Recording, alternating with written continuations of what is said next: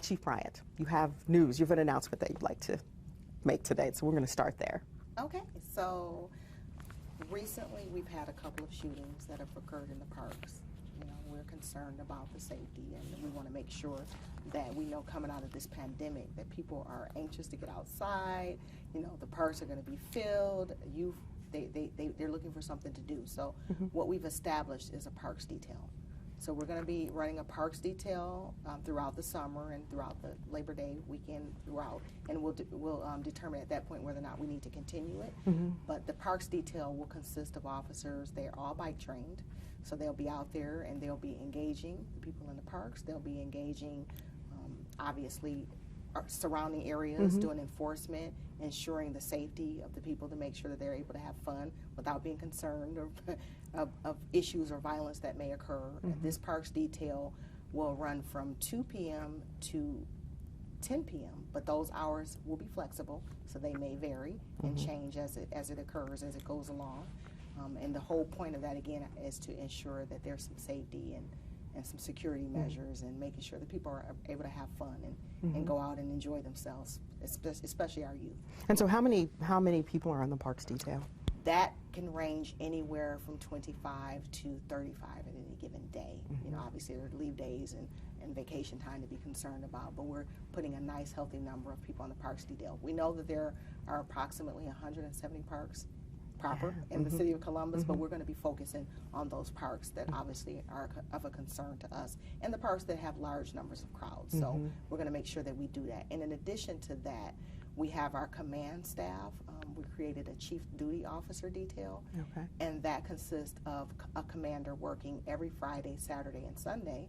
They'll be working the hours of 6 p.m. to 2 a.m. And again, that may vary depending on the need, but the point of that is for them to be out there and to be proactive and to have some accountability in regards to what's going on throughout the city. And they'll be focused on the parks detail as well, making sure that things are being done and that there's if there needs to be any changes made, they're there. Nobody has to make a phone call. We're there in real time, boots to the ground, ensuring that the officers are doing what they're supposed to do. So, and so you feel like that's addressing an immediate need from what you've seen here? Yes, an immediate need right now. And again, we're assessing and we're looking as we go. But for me, that was kind of important to make sure, knowing that we're coming out of this pandemic, knowing that more people are going to be outside, to make sure that we're addressing that need right now for the summer. I want people to feel safe and to come enjoy the parks and be able to have fun and not be so much concerned about that. Especially when you think about those young women who were killed. Absolutely. You want to believe that your kids can go hang out with other kids and be relatively safe. Absolutely. Okay, so that is a big announcement today. Any other news you want to make? They're starting today as well. They're starting today? Today is the first day of that detail, so, you know, we'll make sure that we monitor. And like I said, if we need to flex those hours or we need to change something, obviously we'll be doing that. But the whole goal is to just ensure that there's presence and making sure that there's some safety measures put in place. Okay. Can you talk a little bit about, since you've been here, we've seen you out trying to get to know the community. What are your thoughts so far? So I will tell you that I love the city of Columbus. I've had, just in my short time here, I've felt so much love and support from the community. The officers have been very supportive as well. I think that this is a great opportunity to grow and build on something that's already great. It's a beautiful place. I think that it's a city that is absolutely, obviously growing. You know, I've seen the numbers, so I think that it's a great time to be able to make sure that the officers and the community are rebuilding that trust, bridging those gaps, and moving forward to make this place everything that it has been and more. So can we go back to building that trust? Yes. Clearly we know that there's a homicide rate, there are officer-involved shootings and those sorts of things. Are there some experiences, skill sets that you're bringing with you from Detroit that you think are going to translate to making a change here? Well, I will tell you that one of the things may not be something that the public necessarily sees immediately. It's some internal things, obviously, that need to occur. But in regards to implementing big changes, again, day 7, it's day 7 here, so that is something that's going to be inclusive of not just me, but the exec team and the command staff as well. So we're looking at a lot of things in regards to what we can do to make those changes, to decrease the not only to decrease the shootings, but to increase the closure rates. Because as you know, a lot of criminals, the majority of the people are great.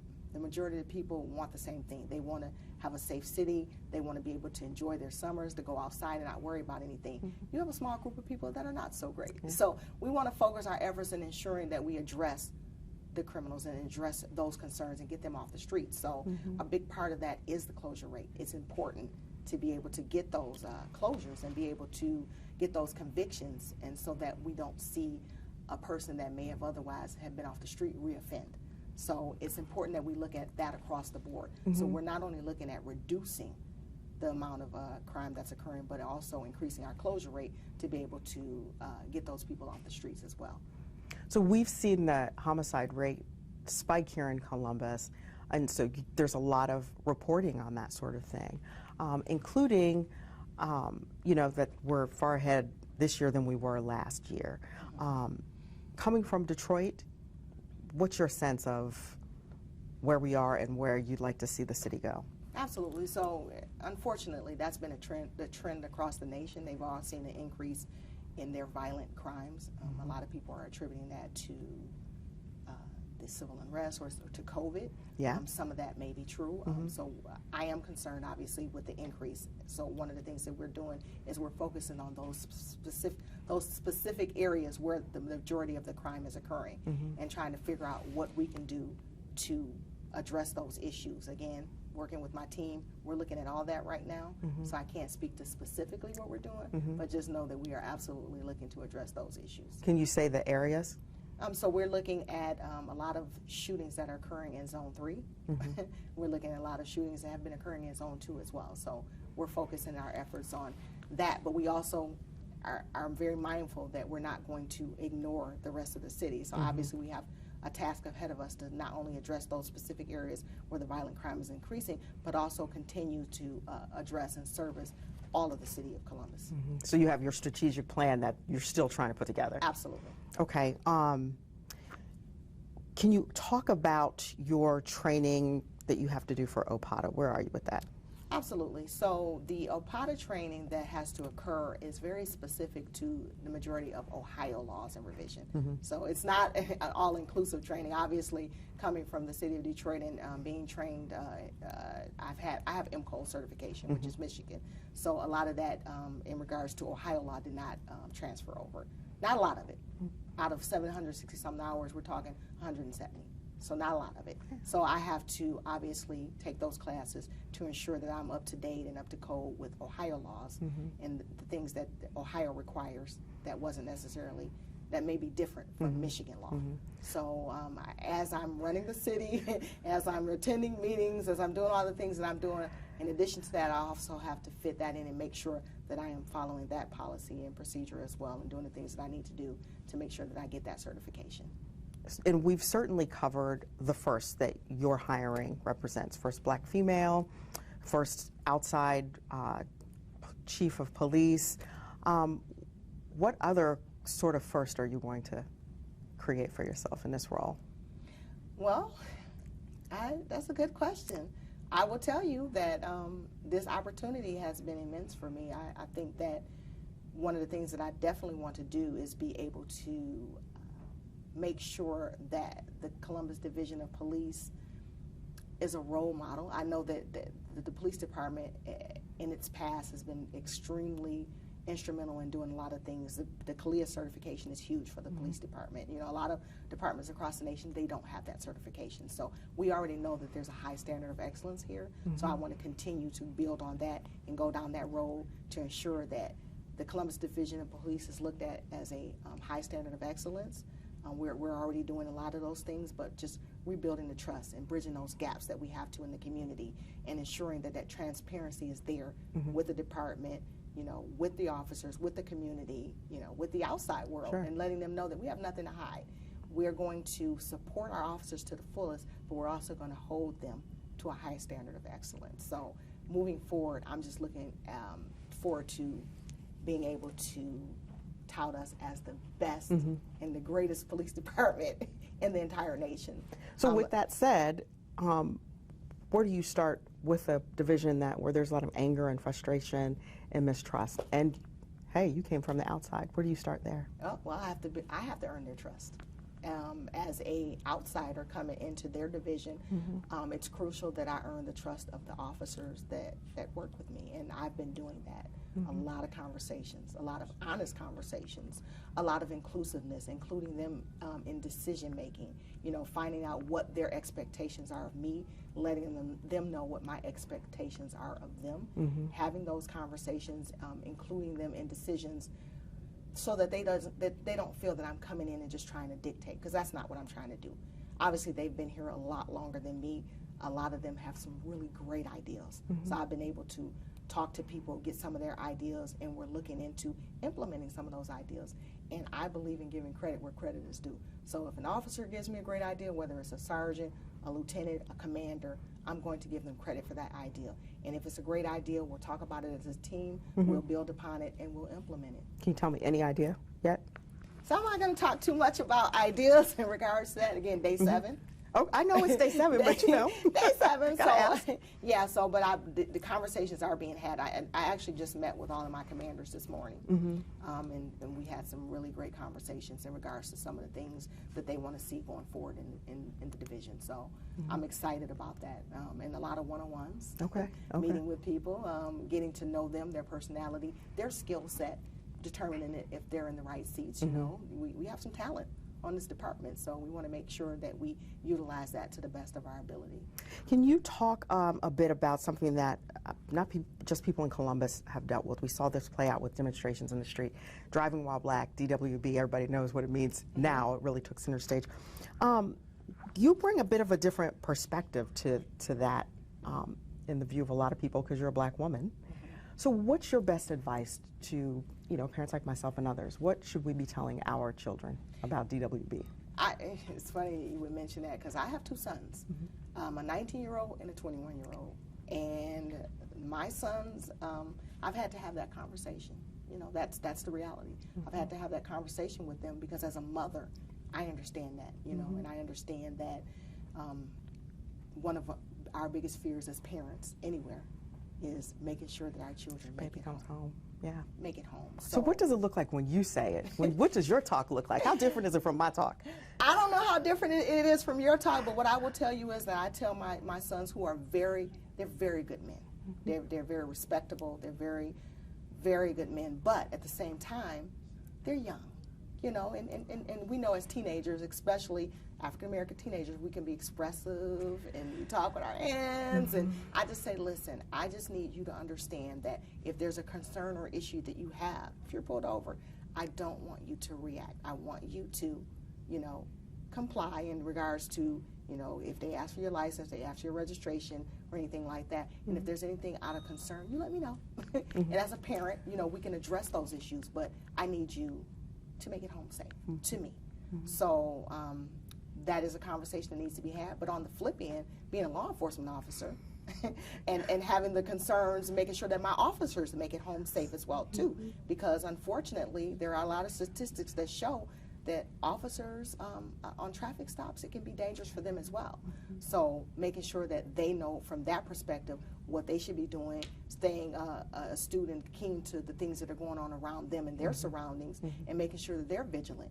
But I think a big part of that is the conversation again with the community. I think it's important to have a safe space where officers and community members can come together and have these type of conversations, because a lot of times officers don't know that perspective, or they've not had the opportunity to speak to people and feel what they're feeling, or get that from them, in an environment that is neutral. You know, officers in plain clothes, citizens not in a police department, somewhere where they can just sit down and have that conversation and say, this is what I felt like when this happened to me. And then the officer can then in turn respond and say, this is what I saw and what I was feeling. I just, you know, learned that my partner was just shot on a traffic stop, and the next day I'm out here and I'm concerned. So these conversations are important to be had so that people can understand each other's perspective. So when an officer is doing the right thing, I will support them. But if an officer is doing the wrong thing, I will address that as well.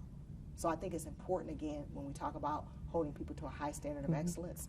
The officers, absolutely. You know, I expect them to do the right thing for the right reasons at all times. So those conversations should be had amongst each other so that we can have a better understanding. And officers, when they're coming out the academy or even when they're in the academy, it's important that they learn the community in which they're going to be policing. It's important that they know and understand the culture.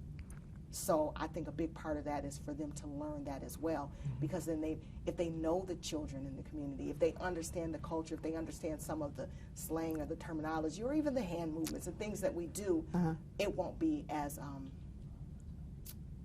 foreign to them. Okay. And it may make that conversation feel and look different for them.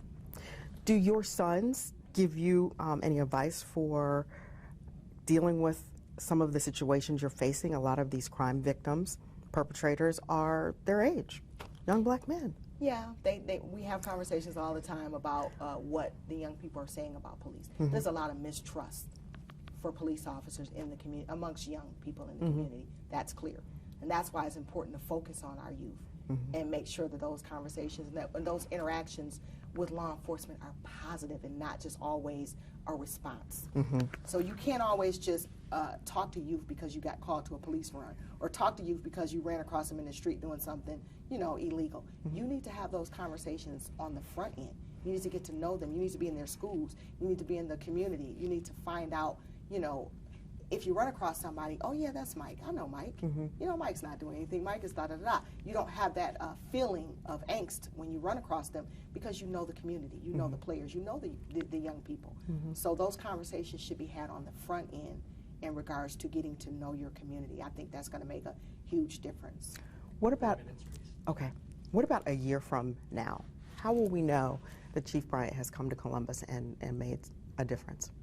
A year from now, we should be seeing more community engagement. We should be seeing hopefully less violent crime. We should be seeing officers' morale increase significantly. Those are the things that I really want to focus on, you know, institute more youth programs so that those engagements can occur. Have officers in the police academy or coming right out the police academy be more involved in doing community service. So these are the things that we should be seeing. And then we've all heard about the city leaders saying, you know, we can't police our way out of crime, or the community has to do its part. Have you given some thought to how, I know it's 7 days, how you will implement that part in yours? Yeah, so we've been looking at some of these programs that we're going to try to implement. They aren't just police-based. They are city-based. So we are reaching out and we're working, we're going to be working with many different people, the parks and recs, the schools. So we're going to be working with a lot of different people to be able to do that because, as you said, you cannot police your way out of crime. You can't arrest your way out of crime. So it's important to look at it from a holistic approach.